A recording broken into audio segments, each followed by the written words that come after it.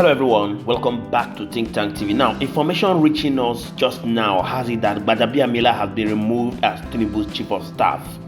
Now, this was actually a report that was released by Abuja reporters, and it says unconfirmed reports claim that the president has sacked his chief of staff in person of the former speaker of the House of Reps, Femi Gbajabiamila. It will be recalled that Gbajabiamila's name has come up in a lot of controversies regarding pilferage within the Humanitarian Affairs Ministry, as well as sale of appointments in the presidency. The president and many top aides have tried to manage the various controversies and scandals that came with them by denying the stories. They claim that the reports were handiworks of enemies.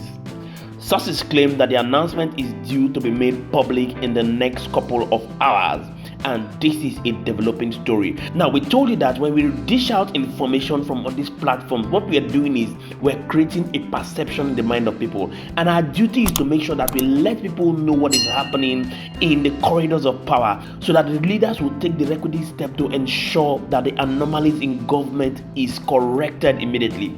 Now, this is an information that is developing, and we promise to keep you up to speed as we get more details regarding the sack of Femi Gbajabiamila, who is the chief of staff of President Bola Tinubu. Please do also hit the comment section. Let's get to know what you think about this attempted move by Mr. President, and we shall continually be here to serve you. Many thanks indeed to all our viewers and returning subscribers. We really do not take it lightly. My name again is Moses, and this is Think Tank TV. See you on our next video.